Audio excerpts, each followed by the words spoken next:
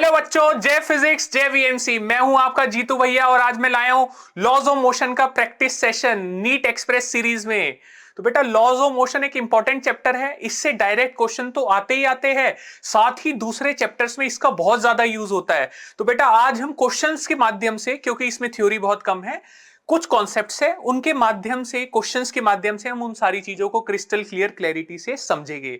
और जहां जहां पे आपको दिक्कत होती है मैं उन टॉपिक्स को पिन पॉइंट करके समझाऊंगा। जय फिजिक्स जय वीएमसी। शुरू करते हैं बेटा, ठीक है। देखो बेटा, लॉज ऑफ मोशन जो है उसको हम दो पार्ट्स में डिवाइड करेंगे। एक तो हमारा हो गया जो डायनेमिक्स वाला पार्ट होता है, दूसरा हमारा पार्ट हो गया जिसके अंदर आता है फ्रिक्शन, ठीक है। और फ्रिक्शन और डायनेमिक्स दोनों इंपॉर्टेंट है। डायनेमिक्स से डायरेक्ट क्वेश्चन आए चाहे ना आए, मगर उसका हर चैप्टर में, इलेक्ट्रोस्टैटिक्स हो गया 12th क्लास का, या फिर पूरी फिजिक्स में उसका भर भर के यूज है ना। तो अगर ये चैप्टर हमें अच्छे से समझ में आता है तो बाकी सारे चैप्टरों में भी हमें हेल्प होती है, ठीक है। तो बेटा न्यूटन सर ने 3 लॉज दिए थे, हम उन्हें बेसिक बेसिक टर्म्स में समझेंगे, ठीक है। न्यूटन सर के 3 लॉज थे, ठीक है बेटा। बेटा देखो, फर्स्ट लॉ क्या होता है? फर्स्ट लॉ, इसे बेटा लॉ ऑफ इनर्शिया भी बोलते हैं, ठीक है। ये लॉ बहुत बेसिक लॉ होता है जो हमने बड़ी जूनियर क्लासेस में पढ़ा होता है बेटा, है ना। लॉस तीनों ही हमने जूनियर क्लासेस में पढ़े होते हैं, बट ये वाला बिल्कुल बेसिक लॉ है, ठीक है। ये लॉ क्या बोलता है कि अगर कोई बॉडी मोशन में है, ठीक है, लेट्स से ये एक ब्लॉक है एम मास का और ये मोशन में है, तो ये बेटा ये मोशन में रहेगा, तब तक रहेगा जब तक कि कोई एक्सटर्नल फोर्स आके इसे रोके ना, ठीक है। और अगर मान लो ये रुका हुआ है, रेस्ट पे है, ठीक है, तो ये रेस्ट वाली स्टेट में ही रहेगा। ये रेस्ट पे बेटा, ये किस में है? मोशन में, ठीक है। तो इनर्शिया बेटा क्या होता है? इनर्शिया एक तरीके से आलस होता है, आलस, है ना। रेजिस्टेंस होता है, resistance, resistance offered by the body, ठीक है, in against against change of state of its motion, ठीक है। अब इनर्शिया जो होता है वो मास के डायरेक्टली प्रोपोर्शनल होता है, ठीक है। जितनी हैवी बॉडी होती है बेटा उसका इनर्शिया उतना ज्यादा होता है, यानी वो उतना ज्यादा रेजिस्टेंस ऑफर करती है अपनी स्टेट को चेंज करने में, ठीक है। तो बेटा हमने बोला कि एक्सटर्नल फोर्स रिक्वायर्ड है, ठीक है, external unbalanced force, unbalanced force is required to change state of motion, सही है बेटा। तो हमें इस चीज को ध्यान रखना है। तो अगर मान लो कोई फोर्स नहीं होगा या नेट फोर्स 0 होगा, तो बेटा वो ऑब्जेक्ट कांस्टेंट वेलोसिटी से ही मूव करता रहेगा, अगर वो शुरू में कांस्टेंट वेलोसिटी से मूव कर रहा है। और अगर वो रुका है और नेट फोर्स 0 है तो भी वो क्या होगा बेटा? रुका ही रहेगा, ठीक है। अनबैलेंस नेट फोर्स हमें चाहिए उसको रोकने या उसको चलाने के लिए, यानी कि सिंपल शब्दों में उसके स्टेट ऑफ मोशन को चेंज करने के लिए हमें अनबैलेंस फोर्स की रिक्वायरमेंट होती है, ठीक है। ये ध्यान रखना बेटा। उसके बाद आता है बेटा हमारा सेकंड लॉ। देखो बेटा, सेकंड लॉ को फोर्स जो होता है हम लोग बोलते हैं डीपी बाई डी टी, ठीक है। और डी पी क्या होता है बेटा? पी होता है एम इंटू बी, इसको हम बोलते हैं बेटा मोमेंटम। यूनिट क्या होती है बेटा मोमेंटम की? एक वेक्टर क्वांटिटी है, हमें पता है, किलोग्राम मीटर्स पर सेकेंड। तो अगर हम इसको लिखे d by d t m into v, m अगर कांस्टेंट है, जरूरी नहीं एम कांस्टेंट होता है, रॉकेट वाले सिस्टम में एम कांस्टेंट नहीं भी होता है, ठीक है, बट हम लोग मान के चलते हैं एम कांस्टेंट, क्योंकि वेरिएबल मास के सिस्टम हमारे नीट में नहीं है, ठीक है। तो बेटा ये क्या हो जाएगा? m इंटू ए, ठीक है। तो नेट एक्सटर्नल फोर्स होता है बेटा, ये कौन सा? नेट एक्सटर्नल फोर्स वो होता है बेटा हमारे पास m इंटू ए नेट, ठीक है। फोर्स की डायरेक्शन वही होती है बेटा जो हमारी एक्सेलरेशन की डायरेक्शन है। तो हम लोग सेकंड लॉ ये भी बोलते हैं कि force is directly proportional to rate of change of momentum, ठीक है बेटा। तो अगर मान लो एक्सटर्नल फोर्स नेट जीरो हो जाए तो एक्सेलरेशन भी क्या हो जाएगा बेटा, जीरो हो जाएगा। ठीक है, अगर ये जीरो हो जाए तो एक्सेलरेशन भी क्या हो जाएगा, जीरो। ठीक है, और एक्सेलरेशन भी जीरो हो गया तो फिर इसका मतलब स्पीड भी कांस्टेंट हो जाएगी। ठीक है, स्पीड मतलब वेलोसिटी कांस्टेंट, स्पीड कहना सही नहीं है, वेलोसिटी कांस्टेंट हो जाएगी। तो हम लोग क्या बोलेंगे बेटा, constant velocity, no change in velocity, है ना। वेलोसिटी में कोई चेंज नहीं होगा, और वेलोसिटी में कोई चेंज नहीं होगा तो बेटा उसकी डायरेक्शन, डायरेक्शन और स्पीड यानी मैग्नीट्यूड दोनों क्या हो जाएगा, कांस्टेंट हो जाएगा। ठीक है बेटा, तो नेट एक्सटर्नल फोर्स अगर जीरो हुआ किसी सिस्टम पे, या हमने बोला कि उस किसी सिस्टम पे बहुत सारे फोर्स लगे बट सारे बैलेंस्ड है, क्या है बेटा, सारे के सारे बैलेंस्ड है। सही है बेटा। अब देखो बेटा एक चीज और डिफाइन करते हैं हम लोग, हमने एफ को लिखा लेट से डीपी बाय dt। ठीक है, तो एफ dt हम लोग क्या लिखते हैं बेटा, dp, इंटीग्रेटिंग बोथ साइड्स। ठीक है, मान लो वन डायमेंशन की बात कर रहा हूं मैं, तो डेल्टा पी क्या हो जाएगा बेटा हमारे पास, इंटीग्रेशन ऑफ एफ dt। ठीक है, इसे हम इंपल्स भी बोलते हैं, क्या बोलते हैं इसे, इंपल्स बोलते हैं। तो इंपल्स होता है basically change in momentum, impulse होता है बेटा change in momentum, change in momentum. ठीक है, अब चेंज इन मोमेंटम हो गया हमारा इंपल्स। अगर मान लेते हैं हम लोग हमें एफ इंटू टी का ग्राफ दिया है, ठीक है, एफ और डी टी का ग्राफ दिया है। ठीक है, तो अगर हम बोले integration of F D T क्या देता है बेटा, डी टी नहीं करते इसको, ये टी कर देते हैं। ठीक है, तो ये हमें क्या देगा बेटा, ये देगा हमें area under F T graph.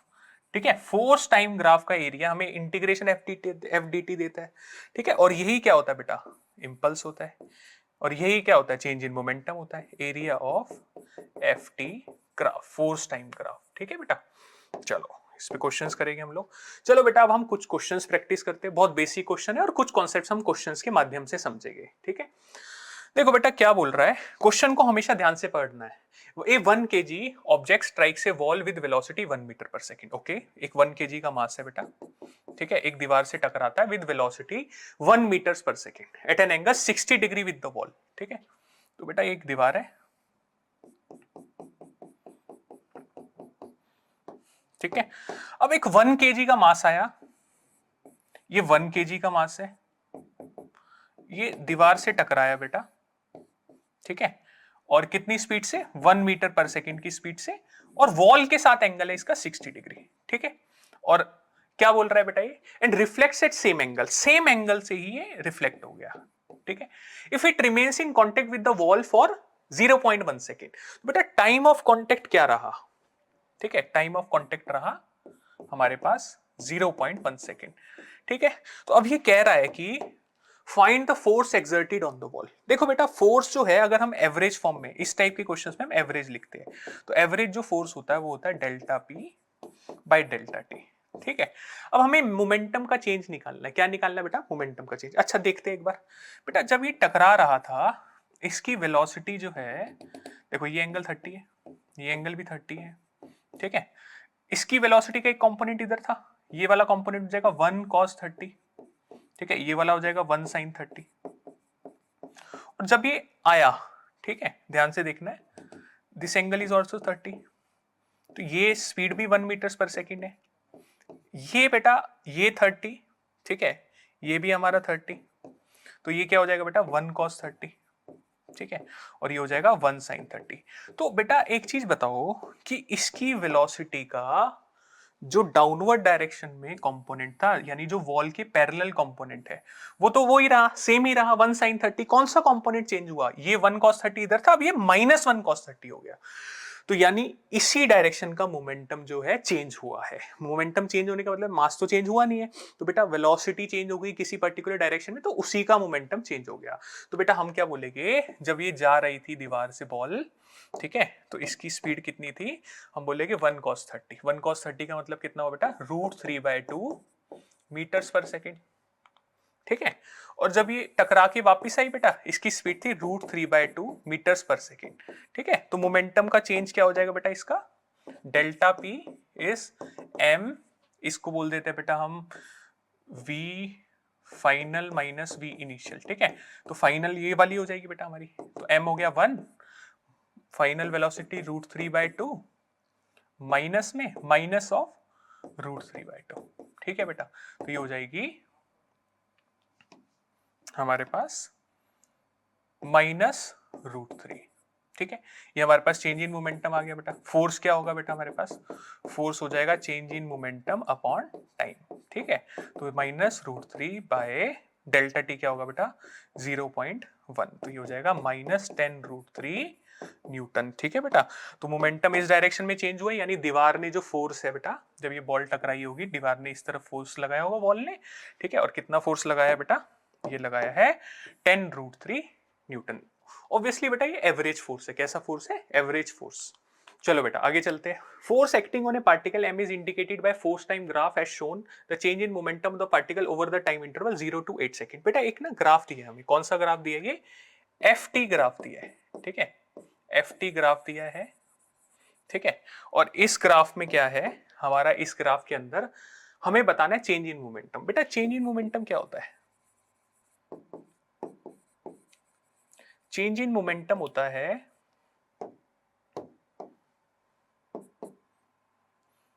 Impulse.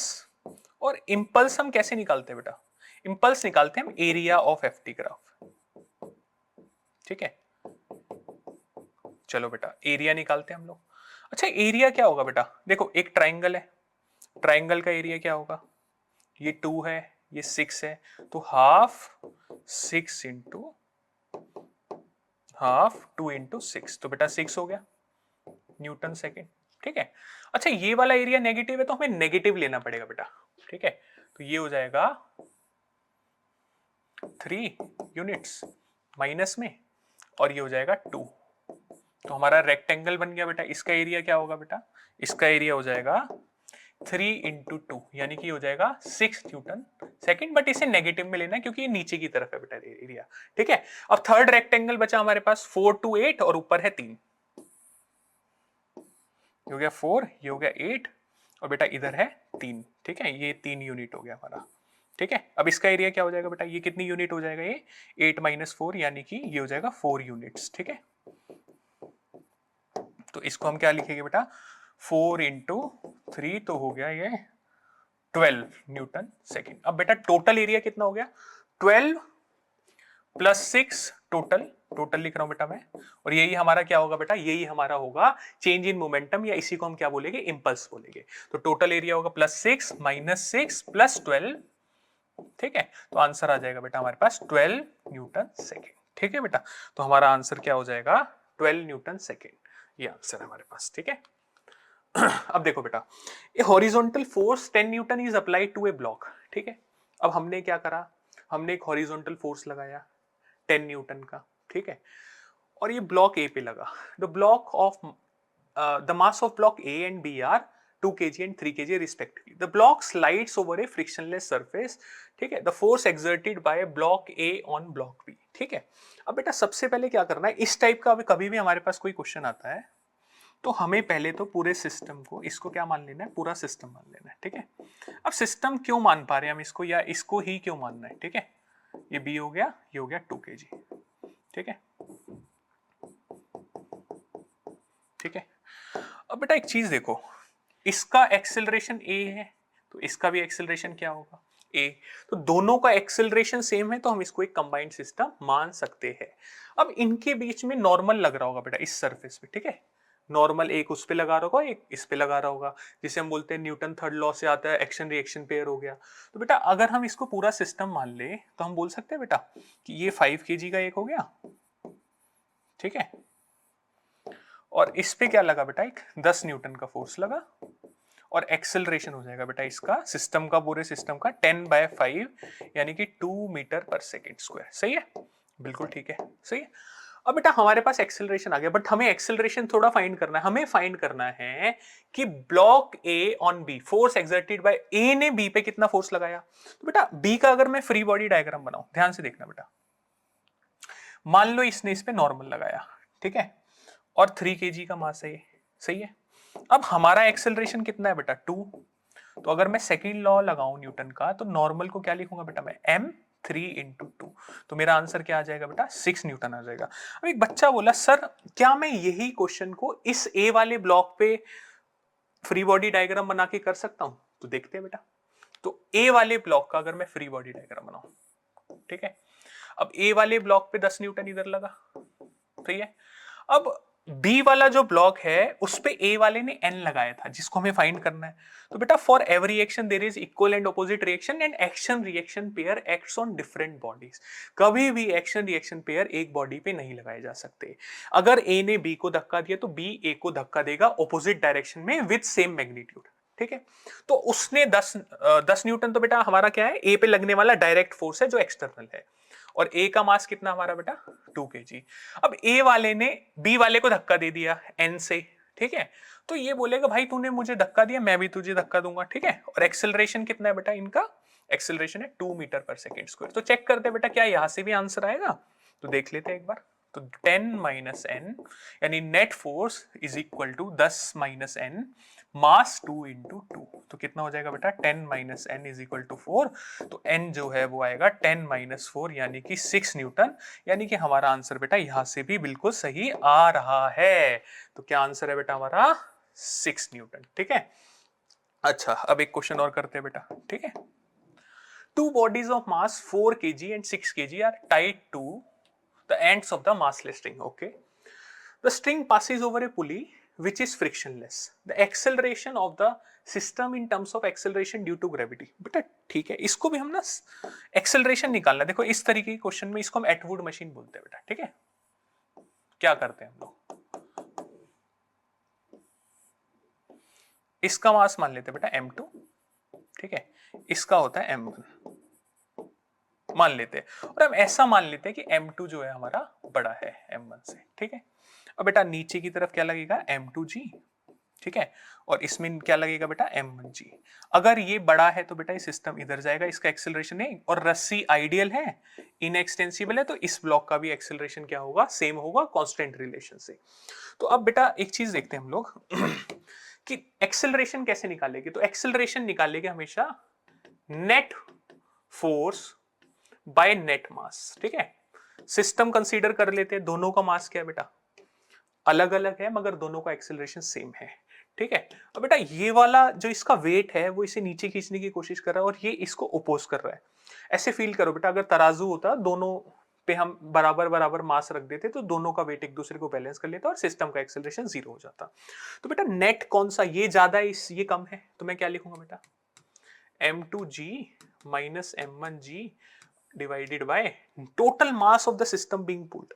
तो बेटा m1 + m2 को खींचा जा रहा है, तो ये हमारे पास बेटा आंसर हो जाएगा। तो m2 - m1 bye m1 + m2 into ये हमारे पास आ जाएगा g, और ये हमारा क्या हो गया बेटा एक्सेलरेशन हो गया। अब हमें वैल्यूज दी है बेटा 6 और 4 दी है, तो 6 - 4 divided by 6 + 4 into g will be our answer. 6 - 4 क्या होगा बेटा 2 बाय 10 g, तो आंसर हो जाएगा g/5। हमारा आंसर क्या होगा बेटा g/5 metre per second square, ठीक है। अब बेटा मान लो कोई हमसे पूछे क्या क्या और इसमें वेरिएशन कर सकता है, वो बोले टेंशन बताओ। यहाँ पे पूरी रस्सी आइडियल है बेटा, सेम स्ट्रिंग है, तो टेंशन क्या होगी पूरी रस्सी में सेम होगी। अब वो बोले टेंशन बताओ, तो हम किसी भी एक ब्लॉक को पकड़ेंगे, जैसे हमने m2 को पकड़ा, ठीक है। हमें पता है बेटा m2 का एक्सेलरेशन नीचे a है, नीचे क्या लग रहा है बेटा m2g, ऊपर क्या लग रही है बेटा टेंशन। तो किसी भी एक ब्लॉक का फ्री बॉडी डायग्राम बना के हम लोग न्यूटन का सेकंड लॉ लगा देंगे। हम बोलेंगे बेटा m2g - t is equal to m2a। तो यहां से बेटा हमारे पास टेंशन आ जाएगी m2g - m2a, ठीक है। अब बेटा इस क्वेश्चन में हम लोग a की वैल्यू जो है यहां से पुट कर देंगे, अगर हमारे से टेंशन पूछी है तब, ठीक है, नहीं पूछी तो कोई बात नहीं। एक पॉइंट और बेटा, देखो ये पुली जो होती है ना आइडियल होती है, मासलेस होती है, ठीक है। तो पुली के अलोंग जो फोर्सेस होते हैं ना वो बैलेंस्ड होते हैं। अगर पुली मासलेस है, सुनते रहो बेटा ध्यान से, अगर पुली मासलेस है, ठीक है, तो उसके अलोंग फोर्सेस बैलेंस्ड होएगी, चाहे वो पुली एक्सेलरेटेड हो चाहे एक्सेलरेटेड ना हो, ठीक है, ध्यान रखना है। टी तो बेटा यहाँ पे नेट जो टेंशन आएगी 2t। तो अगर सीलिंग पे लगी हुई रस्सी की भी तुम्हारे से कोई टेंशन पूछे तो यहाँ से जो टेंशन आएगी उसको हम डबल कर देंगे। क्लियर है बेटा, type clear in the chat box. आगे चलते हैं बेटा। देखो बेटा ये बड़ा डिफरेंट क्वेश्चन है, ठीक है। Two pulley arrangements of figure given are identical, the mass of rope is negligible, ठीक है, मतलब आइडियल रस्सी है। The mass m is lifted by attaching mass 2m to the other end of the rope, okay. यहाँ पे इसने बोला है कि 2m यहाँ पे हमने अदर एंड पे लगा दिया, okay. m is lifted bye pulling the other, और दूसरे केस में बेटा हमने इस m को लिफ्ट किया, यहाँ पे F फोर्स लगाया। तो पहले हमें क्या बोला है बेटा, हमें बोला है दोनों केसेस में एक्सेलरेशन बताओ। अब बेटा क्या होता है, हमें अगर समझ नहीं होती है ना, तो हम लोग क्या करते हैं, अरे ये यहाँ पे भी 2m है, यहाँ पे भी 2m जी, उसकी वजह से फोर्स आएगा, तो हम लोग सीधे सीधे क्या करते हैं कि पहले वाले का एक्सेलरेशन निकाल लेते हैं, ठीक है। और जो हमने अभी फॉर्मूला पढ़ा था उससे, तो ये 2m है, तो हमने क्या किया बेटा, हमने एक्सेलरेशन लिखा, इसकी वजह से लगेगा बेटा 2mg, सिस्टम मान लिया, एक्सेलरेशन सेम है, यहाँ से mg, तो 2mg minus mg divided by 2m plus m, ठीक है। तो हमने बोला यार ये तो ऊपर आएगा mg, नीचे आएगा 3m, तो कट जाएगा तो g/3 आएगा। तो हमने बोला यार इसका भी g/3, इसका भी g/3, तो बेटा दोनों का g/3 कर देंगे और ये आंसर बिल्कुल गलत हो जाएगा, ठीक है। तो पहले वाले का तो g/3 ठीक है, तो हमारा ऑप्शन ये भी हो सकता है, ये भी हो सकता है, ठीक है। तो सही आंसर क्या होगा बेटा, अब ध्यान से समझना है, जब भी हम अलग से फोर्स लगाते हैं, ठीक है, तो वो फोर्स क्या बन जाता है, वो टेंशन में कन्वर्ट हो जाता है रस्सी की, ठीक है। हमने यहाँ पे बेटा क्या लगाया, 2mg लगाया, तो वो टेंशन बन जाता है बेटा, क्या बन जाता है, टेंशन। अब यहाँ पे देखना है हमें कि एक्सेलरेशन कैसे निकालेंगे बेटा। देखो यहाँ पे 2mg तो लग रहा है जो उसको खींच रहा है टेंशन बन के, तो 2mg माइनस mg, ठीक है। अब क्या होगा बेटा, नीचे जब आएगा ना, यहाँ पे नीचे चेंज होगा, 2mg माइनस mg बिल्कुल सेम है, कोई दिक्कत नहीं है, यहाँ पे भी था बेटा, मगर नीचे हम फोर्स लगा रहे हैं, कोई मास थोड़ा लटकाया है, तो ये वाला मास नहीं आएगा नीचे, ये वाला मास नहीं आएगा, जो मास पुल किया जा रहा है वो खाली m है। तो इसका मतलब हमारा आंसर आ जाएगा बेटा g/3 एंड mg/m, तो आंसर आ जाएगा बेटा हमारा g, ठीक है। तो हमारा आंसर क्या आ जाएगा, g आ जाएगा, यानी कि हमारा करेक्ट आंसर होगा दिस वन, ठीक है बेटा, इस चीज का ध्यान रखना है। और ये जो हम फोर्स लगाते हैं एक्सटर्नल, ये हमारी टेंशन बन जाता है। अच्छा, इसको ऐसे भी कर सकते हैं कि ये टेंशन बन गया, हमने क्या करा बेटा, देखो ध्यान से, हमने इसको m लिखा, टेंशन हमें पता है बेटा कितनी है, 2mg, ठीक है, और नीचे क्या लग रहा है बेटा, mg, तो हमने इसका एक्सेलरेशन निकालना, मान लिया a, तो a क्या हो जाएगा बेटा, 2mg minus mg, tension minus downward force, tension is upward, तो बेटा नेट मास हो जाएगा, तो यहां से भी g आ जाएगा। जैसे हमारा मन करे हम ऐसे कर सकते हैं, ठीक है बेटा। आगे चलते हैं, किसी टाइप का क्वेश्चन है, देखो क्या बोल रहा है बेटा, एक कांस्टेंट फोर्स, इस पे कांस्टेंट फोर्स लग रहा है F, ठीक है, m2g/2 is applied on the block of mass m1, ठीक है, बिल्कुल ठीक है। The string and the pulley are light and the surface of table is smooth, सब कुछ स्मूथ है, कोई फ्रिक्शन नहीं है। अच्छा बेटा एक चीज बताओ कि ये वाला जो ब्लॉक है, ठीक है,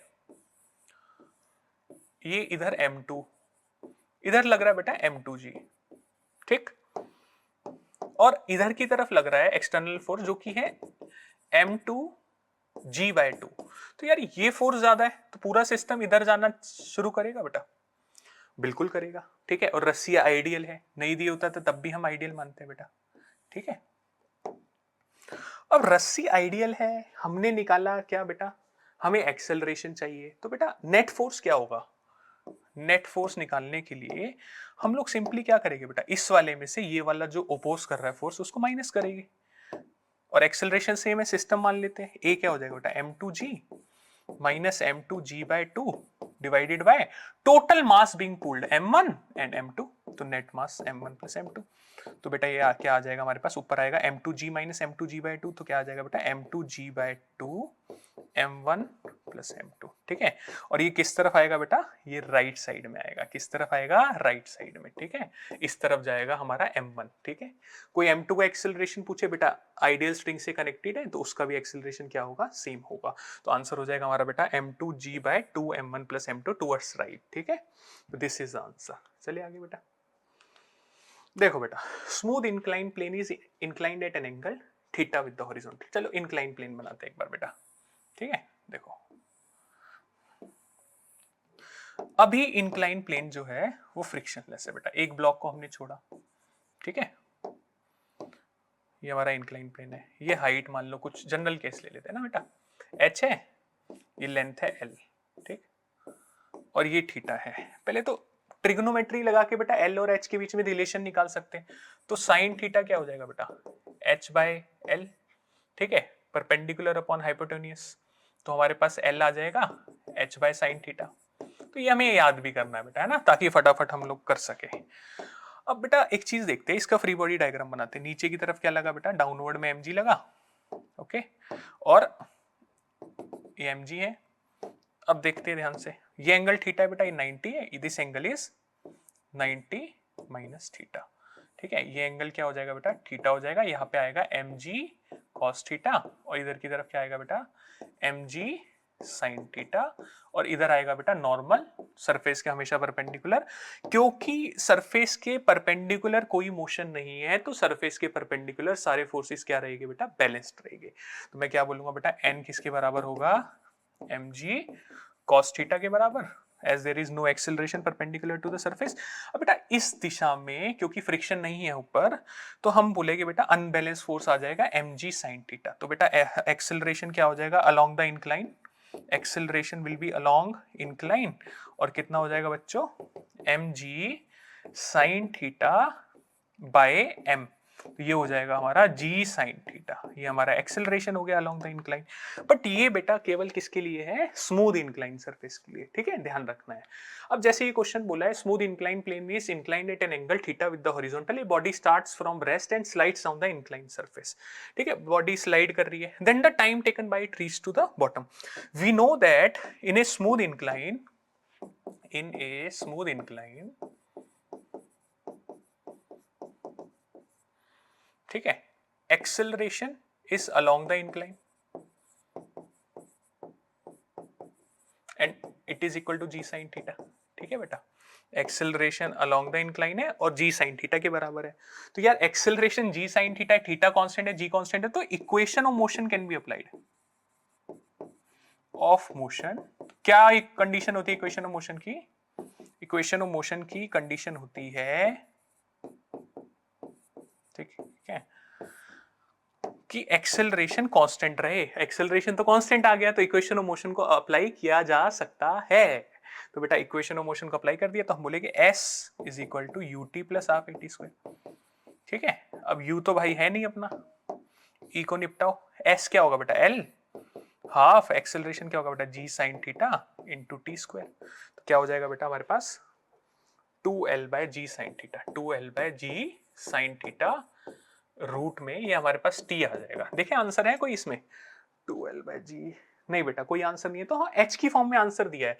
तो हमें पता है बेटा l क्या होता है, h bye sine theta, h bye sine theta, तो l हो गया h बाय साइन थीटा। तो हम लोग क्या करेंगे बेटा, l को पुट कर देंगे, 2h बाय साइन थीटा का स्क्वायर हो जाएगा ये, और ये आ गया g, तो बेटा आ जाएगा 1 by sine theta root of 2h by g।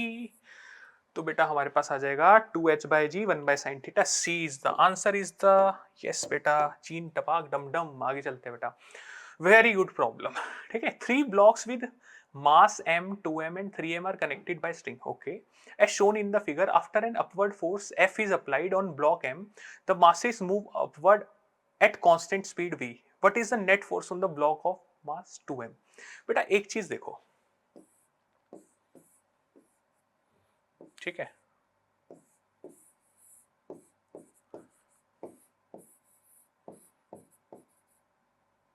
This is 3m, ठीक है। अब बेटा एक चीज ये है कि इस पे जो ऊपर की तरफ फोर्स लग रहा है F, और इस ये पूरा सिस्टम कांस्टेंट वेलोसिटी से जा रहा है, ठीक है। अब बेटा ऐसे केस में पूरे सिस्टम का जो अपवर्ड फोर्स है वो डाउनवर्ड फोर्स के बराबर होगा, ठीक है, क्योंकि कांस्टेंट वेलोसिटी का मतलब क्या बेटा, कांस्टेंट वेलोसिटी क्या इंप्लाई कर रही है बेटा, कांस्टेंट वेलोसिटी बोल रही है कि एक्सेलरेशन जीरो है, और एक्सेलरेशन जीरो है इसका मतलब बेटा net external force is zero. तो नेट एक्सटर्नल फोर्स बेटा कौन सा हुआ, इस पे ग्रेविटी, और ये एक दूसरे को बैलेंस कर लेगी। तो एफ हमसे पूछा नहीं है बट हम डिस्कशन कर रहे हैं बेटा। जैसे 2m देखो मैं, तो जो इसकी वेलोसिटी है ठीक है, वही इसकी वेलोसिटी है और वही क्या है बेटा, इसकी वेलोसिटी। अगर मैं 2m को देखूं, 2m is also moving with constant velocity, ठीक है।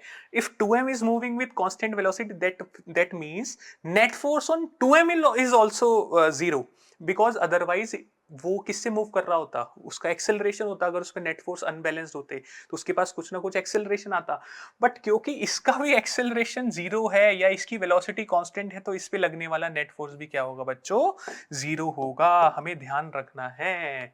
चलिए बेटा आगे देखो, two block A and B of masses 3m and m respectively are connected by massless and inextensible string, ठीक है। ये स्ट्रिंग है बेटा, ठीक है, ये हमारी स्प्रिंग है, ठीक है। मैग्नीट्यूड, अब क्या बोल रहा है, the magnitudes of acceleration of A and B immediately after string is cut. रस्सी को हमने काट दिया तो ए और बी के एक्सेलरेशन में मतलब क्या वैल्यू होगी, मैग्नीट्यूड क्या होगा, डायरेक्शन भी बता देंगे। पहले बेटा इसको, इस तरीके का कोई भी क्वेश्चन आता है, पहले बिफोर कटिंग का डायग्राम बनाते हैं, बिफोर कटिंग, ठीक है। काटने से पहले क्या डायग्राम बनेगा बेटा, काटने से पहले देखो बी का फ्री बॉडी डायग्राम बनाते हैं ना। देखो बी पे क्या लग रहा है बेटा, बी का मास है m, नीचे की तरफ क्या लगेगा mg, ऊपर क्या लगेगा टेंशन, ठीक है।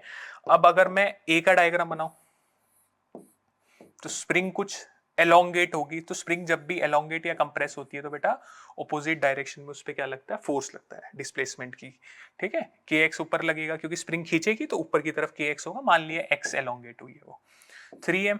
अब नीचे की तरफ क्या लगेगा बेटा 3mg, सही है।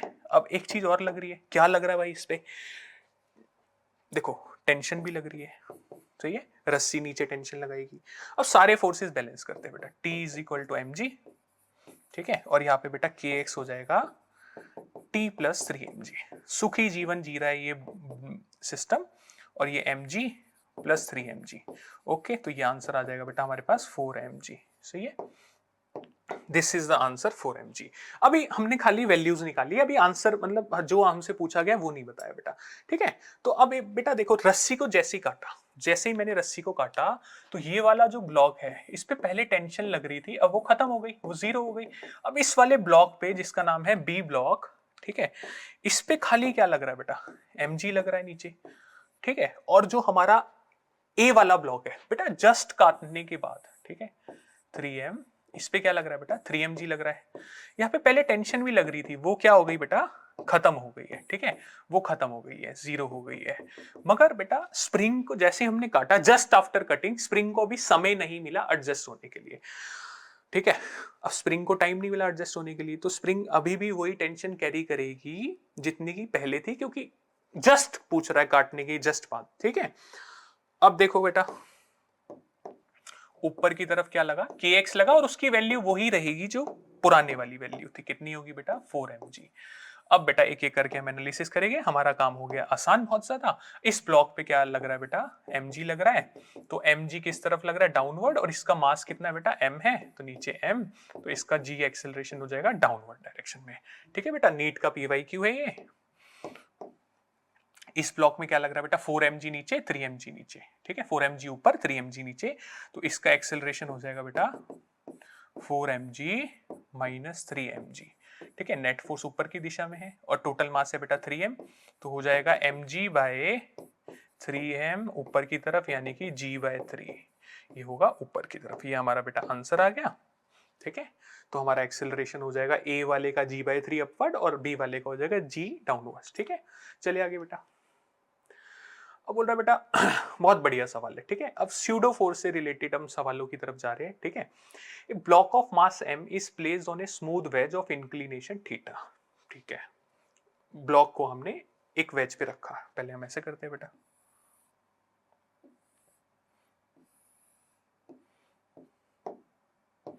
ये हमने एक ब्लॉक को रख दिया,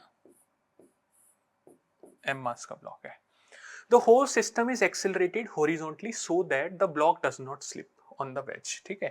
horizontally हमने बेटा wedge को इधर हमने एक्सेलरेट किया, तभी तो बेटा इस पे स्यूडो लगेगा और ये रुका रहेगा, क्योंकि स्लिप नहीं कर रहा, तो खाली हमें उसके mg के कंपोनेंट को बैलेंस करना है ताकि वो मूव ना करे। The force exerted by wedge on the block will be, ठीक है। देखो बेटा इसको मैं और डिटेल में अच्छे से समझाता हूं तुम्हें।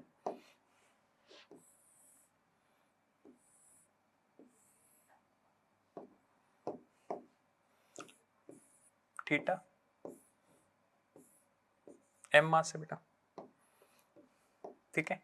बेटा इसका एक्सेलरेशन इस तरफ है, ठीक है, जिसकी वजह से इस ब्लॉक पे एक स्यूडो फोर्स लग रहा है ma, ठीक है, और इस ब्लॉक पे स्यूडो लग रहा है और ये रेस्ट पे है। पहले मैं बेटा इस क्वेश्चन को थोड़ा सा चेंज करता हूं, मैं कहता हूं कि एक्सेलरेशन भी फाइंड करते हैं हम लोग कि कितना एक्सेलरेशन होगा कि ये स्टेशनरी रहे। देखो बेटा नीचे की तरफ क्या लग रहा है बेटा, mg sin थीटा, ठीक है, और इधर की तरफ क्या लग रहा है बेटा, mg cos थीटा, ठीक है, इधर क्या लग रहा है बेटा, नॉर्मल लग रहा है, सही है। अब हमारे पास क्या होगा बेटा, a आ गया है, ठीक है, a की वजह से हमारे पास स्यूडो फोर्स आ गया। स्यूडो फोर्स क्या होता है बेटा, स्यूडो फोर्स एक ऐसा फोर्स होता है जो एग्जिस्ट नहीं करता, जो असली में एग्जिस्ट नहीं करता, एक मैथमेटिकल मैनिपुलेशन होती है प्रॉब्लम्स को सॉल्व करने के लिए। ये होता है बेटा minus of mass of the object into acceleration of the frame, ठीक है, ये ऐसे कर लेते हैं इसको स्यूडो फोर्स। तो बेटा हमारे जो वेज है उसका एक्सेलरेशन अगर a है तो स्यूडो इस पे लगेगा ब्लॉक पे ऑपोजिट दिशा में, ठीक है। अच्छा बेटा अब एंगल से खेलते हैं, ठीक है, एंगल से खेलना बहुत जरूरी है। Theta 90, 90 minus theta, this is theta, ठीक है, and this is 90 minus theta and this will also be theta, ठीक है बेटा। तो बेटा अगर मैं बोलूं इसका एक कंपोनेंट इधर आएगा ma sin थीटा और इधर की तरफ आएगा ma cos थीटा, तो सारी डायरेक्शन के फोर्सेस बैलेंस कर देते हैं बेटा, ठीक है। अब मैंने बोला mg sin थीटा को ये काउंटर कर रहा है, तो mg sin theta is equal to ma cos theta, तो हमने निपटा दिया इसको। हमारे पास क्या आ गया बेटा, m से m कटा, a क्या आ गया बेटा, g sin theta by cos theta tan theta आ गया, ठीक है। ये हमारे पास एक्सेलरेशन आ गया। अब बेटा हमसे ये तो पूछा नहीं था, तो ये फिर मैंने तुम्हें बता दिया, आगे भी ये क्वेश्चन आएगा। तो अगर किसी वेज पे कोई ब्लॉक रखा है तो हमें उसे एक्सेलरेशन इतना देना है कि वो स्टेशनरी रहे, ठीक है। अब हमारे से क्या पूछा था बेटा, हमारे से पूछा था कि वेज ने ब्लॉक पे कितना फोर्स लगाया, ठीक है। तो यार देखो नॉर्मल निकालना है, एक तो हम क्या करें, ये सारे फोर्सेस ऐड करके बैलेंस करें। एक दूसरा तरीका सोचते हैं ना, हमेशा हम थोड़ा इनोवेटिव तरीके से सोचते हैं, ठीक है बेटा। एज ए डॉक्टर्स भी हमें क्या करना है बेटा, इनोवेटिव तरीके से सोचना है। देखो बेटा जो भी एक्सेलरेशन है अगर हम ग्राउंड फ्रेम से देखें तो वो इसी दिशा में है, ठीक है, पूरे सिस्टम का, सही बात है। अब यार इसका भी एक्सेलरेशन इसी तरफ है, ये इस पे रुका हुआ है, स्टेशनरी है, तो बेटा क्या मैं बोल सकता हूँ वर्टिकल डायरेक्शन के जो फोर्सेस हो गए वो बैलेंस्ड हो गए। तो तुम कहोगे हाँ सर हो गए बिल्कुल, तो कैसे करेंगे, देखो theta this is 90 minus theta, ठीक है। अब ये हमने बोला था बेटा ये कितना था, theta, this is 90 minus theta and this is theta. तो क्या मैं बोल सकता हूँ बेटा वर्टिकल डायरेक्शन में कौन सा है, n का cos थीटा कंपोनेंट किसको बैलेंस करेगा बच्चों, mg को, तो n आ जाएगा हमारे पास mg बाय cos थीटा, ठीक है। तो यहां से वही आंसर आएगा जो कि बेटा हम इधर से निकालेंगे। अगर हम इधर से लिखे बेटा ma का हम sin थीटा कंपोनेंट, नॉर्मल को हम ऐसे भी लिख सकते हैं mg cos theta plus ma sin theta. इधर से भी अगर हम वैल्यू पुट करें, a की value g tan theta put कर दे तो mg cos theta plus mg sin square theta by cos theta, ठीक है बेटा। तो यहां से भी अगर मैं mg कॉमन ले लूं तो अंदर क्या बचेगा बेटा, cos square theta plus sin square theta by cos theta. तो यहां से भी बेटा मेरे पास यही आंसर आएगा, ठीक है। ये थोड़ा ज्यादा तरीका अच्छा है और हमारे लिए थोड़ी सी हमारे मतलब दिमाग को भी थोड़ा सा खोलता है, ठीक है। चलिए आगे बेटा देखो, अब ये क्या बोल रहा है, मैन वेज 80 kg, ओके। एक आदमी है वो क्या करता है बेटा, 80 किलो का उसका वेट है, ठीक है। एक आदमी है उसके ऊपर 800 न्यूटन लग रहा है डाउनवर्ड डायरेक्शन में, ठीक है, सही है। वो एक लिफ्ट में है, ओके, लिफ्ट में है बेटा, लिफ्ट में रख देते हैं उनको, सही है, विद ए यूनिफॉर्म एक्सेलरेशन। अब ये कह रहा है कि एक वेइंग स्केल पे खड़ा है, stands on A weighing scale, ठीक है। अब बेटा क्या होगा कि moving in upward direction with uniform acceleration, ठीक है। अब बेटा हमें तो पता है कि हम इन सब क्वेश्चंस को स्यूडो फोर्स से कर सकते हैं, ठीक है। तो हम क्या करेंगे बेटा, आदमी का अगर हम इस फ्रेम में बैठ के देखें, कैसे भी हो सकते हैं बेटा, है ना, तो हमें एक मास 80 है, तो 80 इंटू 5 स्यूडो फोर्स लेना पड़ेगा m into acceleration of frame, तो कितना हो जाएगा बेटा 400। तो रीडिंग क्या होगी बेटा, वेइंग स्केल क्या रीडिंग नोट करता है बेटा, नॉर्मल नोट करता है, तो अंदर बैठ के तो हमें आदमी स्टेशनरी दिखेगा, तो 400 और 800 क्या हो जाएगा बेटा 1200 न्यूटन जो हो जाएगा हमारा आंसर हो जाएगा। अब इसको कोई बोले सर हम तो ग्राउंड फ्रेम से करना चाहते हैं, तो बेटा हम ग्राउंड से भी कर सकते हैं, आदमी का फ्री बॉडी डायग्राम बनाते हैं ग्राउंड से, तो नॉर्मल ऊपर लगेगा बेटा, 800 नीचे, हमें क्या लगेगा कि आदमी 5 मीटर पर सेकंड स्क्वायर के एक्सेलरेशन से ऊपर की तरफ मूव कर रहा है, तो बेटा हम क्या लिखें n minus 800 is equal to 80 into 5, तो नॉर्मल आ जाएगा बेटा हमारे पास, यहाँ से भी 1200 न्यूटन आ जाएगा। ठीक है, ये बेटा रीडिंग होती है, न्यूटन में दी है। अगर कोई बोले बेटा इस रीडिंग को जैसे इसमें तो नहीं दी, केजी में बताओ, तो n को g से डिवाइड कर देंगे तो हमारी रीडिंग आ जाएगी केजीज में। ठीक है बेटा, आगे चलते हैं हम लोग। देखो बेटा मोंकी वाली प्रॉब्लम्स आती है बहुत सारी, मोंकी रोप प्रॉब्लम, मोंकी बंदर वाली मोंकी रोप प्रॉब्लम। ठीक है बेटा, देखो क्या होता है, इस टाइप की प्रॉब्लम्स में एक रस्सी होती है, ठीक है, उसके साथ एक मंकी होता है, ये हमारा मंकी है, ठीक है, ये उसकी पूंछ है,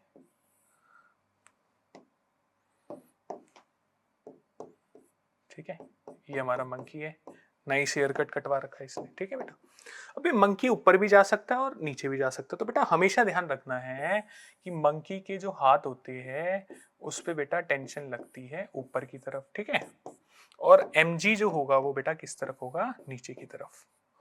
अब ये एक्सेलरेशन ऊपर भी हो सकता है नीचे भी हो सकता है, तो बस उसकी हमें चिंता नहीं करनी। ठीक है, वो क्वेश्चन पे डिपेंड करेगा कि कहाँ जा रहा है वो, तो बेटा इसके हिसाब से हम लोग न्यूटन्स का सेकेंड लॉ लगा सकते हैं, न्यूटन्स सेकेंड लॉ। ठीक है, अब बोलोगे सर एक क्वेश्चन कराओ, मैंने कहा बिल्कुल कराएंगे बेटा। ठीक है, चलो आगे चलते। The monkey of mass, A monkey of mass 20 kg is holding a vertical rope. The rope will not break when a mass of 25 kg is suspended from it, but will break if the mass exceeds 25। तो बेटा रोप में maximum tension क्या हुई, 25 KG से ज्यादा अगर हम उस पर लटकाए तो रोप टूट जाएगी। ठीक है, तो हम बोल देंगे बेटा 250 न्यूटन जो होगी रोप की टेंशन होगी मैक्सिमम। ठीक है, ये मैक्सिमम टेंशन है। What is the maximum acceleration with which monkey can climb up along the rope. ठीक है बेटा, मैक्सिमम टेंशन होगी जब मैक्सिमम एक्सेलरेशन होगा, और नीचे लगेगा इसका मंकी जी का 200। ठीक है, अब बेटा एक्सेलरेशन होगा इसका ऊपर की तरफ, तो बेटा हम लोग क्या लिखेंगे, T max minus 200 by mass of the monkey is 20 will be the maximum acceleration. Okay, अब बेटा टी मैक्स कितना हमें पता भाई, रस्सी ना टूटे उसी टाइम वही तो टेंशन मैक्सिमम होगी, बिल्कुल मैक्सिमम उस पे भी रस्सी ना टूटे, तो क्या होगा बेटा 20, ये हो जाएगा ए मैक्स। तो ये हम क्या लिखेंगे बेटा 50 by 20, this will be a max is equal to 2.5 metre per second square. ठीक है बेटा, तो इसका हमें ध्यान रखना है इस कॉन्सेप्ट का, ये क्वेश्चन कई बार नीट में पूछे जाते हैं। ठीक है, चलो बेटा आगे चले। A block of mass is m is placed on the smooth inclined wedge ABC of inclination theta as shown in the figure. The wedge is given an acceleration a towards the right. The relation between a and theta for the block to be stationary. ठीक है बेटा, block को stationery रहने के लिए क्या relation होगा, हमने भी निकाला था बेटा a is equal to g tan theta। ठीक है बेटा, ध्यान रखना है, स्यूडो फोर्स का इस्तेमाल हुआ था यहाँ पे। चले आगे, वेरी गुड प्रॉब्लम। ठीक है बेटा, a balloon with mass m is descending down with an acceleration a। एक बलून है बेटा, उसका मास है, देखो बलून का मास है, बलून का एक्सेलरेशन, मान लो कोई मैंने स्टोन फेंका और वो स्टोन g से आएगा, पर बलून g से नहीं आ रहा, क्यों, क्योंकि बलून में कुछ हवा भरी है, उस पर कोई ऊपर की तरफ फोर्स लग रहा होगा जिसे हम बायंट फोर्स बोलते हैं। ठीक है, तो अब हम क्या करते हैं, सबसे पहले एक बलून बनाते हैं, इसका मास लेते हैं m। ठीक है, और हमें पता है mg नीचे लग रहा है, और हमने कहा कोई बायंट फोर्स इस पे f ऊपर लग रहा होगा, और इसका एक्सेलरेशन क्या है बेटा, a है, डिसेंड कर रहा है ना, नीचे जा रहा है, तो a है, हमने बोला बेटा mg minus f is equal to ma। सही है, तो ये हमारे पास आ गया mg minus f equal to ma। अब ये क्या बोल रहा है, how much mass should be remove from it so that it starts moving up with acceleration a। अब बेटा हमने क्या किया, हमने बोला कि मान लेते हैं इसका जो मास है अब m1 कर दिया हमने, कम कर दिया कुछ, ठीक है। तो कितना मास रिमूव करा, हमने रिमूव करा m माइनस m1, ठीक है। अब हमने माना कि भाई चलो मास इतना कम हो गया कि बाइंड फोर्स ऊपर इतना फोर्स लगा देगा कि इसका एक्सेलरेशन जो नीचे ए था अब ऊपर की तरफ ए हो जाएगा। तो बेटा फोर्स तो F लगेगा, ठीक है। और यहाँ पे m1g। अब बेटा बाइंड फोर्स किस पे डिपेंड कर रहा है, बलून की शेप पे। हमने तो मास रिमूव करा है, बलून की हवा तो नहीं निकाली। बलून के साथ जो मास, जैसे मान लो हॉट एयर बलून है, उसमें 10 लोग बैठे, हमने 3-4 लोगों को उतार दिया, इस तरीके से हमने चीजें चेंज करी है, मास चेंज किया इस तरीके से, ठीक है। अब एक्सेलरेशन क्या है बेटा, इसका ए ऊपर की तरफ है। अब हमने क्या किया बेटा, हमने बोला कि F minus m1g is equal to m1a, ठीक है बेटा। हमारे पास दो इक्वेशन आ गई। अब हमें क्या करना है बेटा, अब हमें दोनों को सॉल्व करना है। अब पहले हम लोग इनको ऐड करते हैं, इसको फर्स्ट इक्वेशन बोलते हैं बेटा, इसको हम सेकंड इक्वेशन बोलते हैं, ठीक है। तो हमारे पास फर्स्ट और सेकंड को ऐड करते हैं।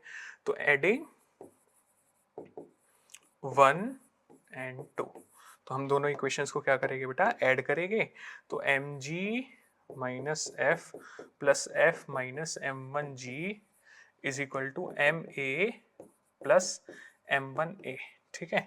f से f कटा, mg minus m1g is equal to ma plus m1a, ठीक है बेटा। अब इस इक्वेशन को मैं एक पेज के बाद लिख देता हूं, mg minus m1g is equal to ma plus m1a, ठीक है। ये हमारे पास आ जाएगा बेटा। अब इसमें से हम m1 निकाल देते हैं, mg minus ma is equal to m1g plus m1a। तो हमारे पास क्या आएगा बेटा, m1 will be equal to mg minus a by g plus a। अब बेटा हमें ये थोड़ा बताना है कि बाद में मास कितना था, हमें तो ये बताना है कितना मास रिमूव किया गया है, रिमूव्ड मास। तो पहले कितना मास था m, बाद में कितना था m1, रिमूव्ड मास कितना हो गया, मास ये हो गया m माइनस m1, ठीक है। ये हमारा रिमूव्ड मास हो गया बेटा। अब रिमूव्ड मास कैसे निकालेंगे, m minus m g minus a by g plus a, ठीक है बेटा। m कॉमन ले लेते हैं, g plus a minus g plus a divided by g plus a। तो बेटा कुछ कट रहा है, तो ये कट रहा है, तो 2ma divided by g plus a, ये हमारा आंसर आ गया बेटा, ठीक है। 2ma bye g plus a, ये हमारा आंसर है। इतना मास अगर हम रिमूव कर देंगे तो बलून जो नीचे जा रहा था ये एक्सेलरेशन से ऊपर जाने लग जाएगा, ठीक है। आगे चलते बेटा, अब हम लोग ना फ्रिक्शन वाले पार्ट पे चलते हैं। फ्रिक्शन बेटा बहुत ही इंपॉर्टेंट पार्ट है और इसमें बहुत बच्चों को प्रॉब्लम होती है, तो इसको हम ध्यान से समझेंगे, ठीक है। पहले बेटा फ्रिक्शन क्या होता है, फ्रिक्शन ए फोर्स, ठीक है। फ्रिक्शन क्या होता है, force which opposes relative motion between surfaces, ठीक है। जो बेटा दोनों सरफेसेस के बीच में रिलेटिव मोशन को ओपोज करता है, ठीक है। अब बेटा हमें पता है कि फ्रिक्शन जो होता है बेटा नॉर्मल फोर्स पे डिपेंड करता है, ठीक है। एरिया ऑफ कांटेक्ट पे डिपेंड करता है या नहीं करता, आप लोगों को कमेंट बॉक्स में बताना है, ठीक है। अब m है बेटा, फ्रिक्शन के ना दो कोफिशिएंट्स होते हैं, एक होता है बेटा म्यू एस और एक होता है म्यू के, ठीक है। म्यू एस क्या होता है बेटा, इसको हम बोलते हैं कोफिशिएंट ऑफ स्टैटिक फ्रिक्शन, ठीक है।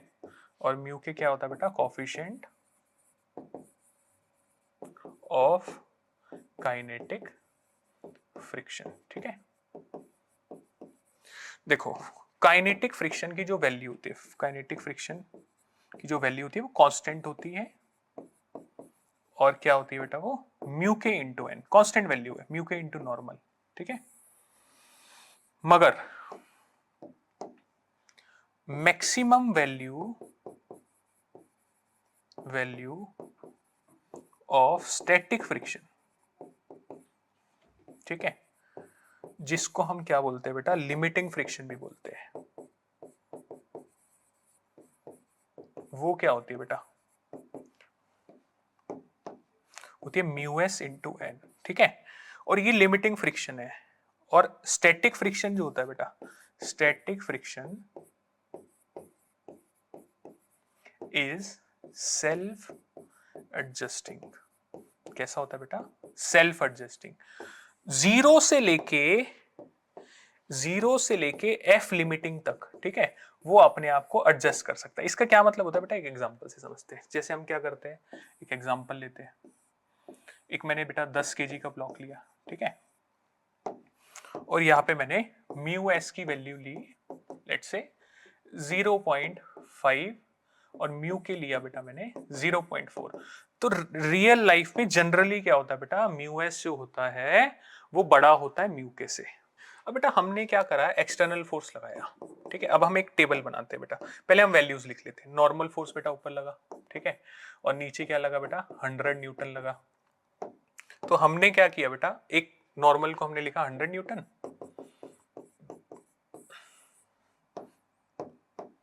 हमने काइनेटिक फ्रिक्शन की वैल्यू लिख ली बेटा म्यू के इंटू एन। कितना हो जाएगा बेटा, 0.4 इंटू 100, तो कितना हो गया बेटा, 40 न्यूटन, ठीक है। हमने और क्या किया बेटा, हमने स्टैटिक फ्रिक्शन की मैक्सिमम वैल्यू, जिसे हम लिमिटिंग वैल्यू बोलते हैं, ठीक है, लिमिटिंग फ्रिक्शन की वैल्यू लिख ली हमने म्यू एस इंटू एन, ठीक है, 0.5 इंटू 100, ठीक है, कितना हो गया बेटा, 50 न्यूटन हो गया, सही है। ये हमने वैल्यूज लिख ली। अब बेटा हमने क्या किया, एक टेबल बनाई, ठीक है, ध्यान से हम देखेंगे इस टेबल को। हमने बेटा ये एक्सटर्नल फोर्स लिखा, ये एक्सटर्नल फोर्स है, ठीक है, ये फ्रिक्शनल फोर्स है, ये एक्सेलरेशन है, ठीक है।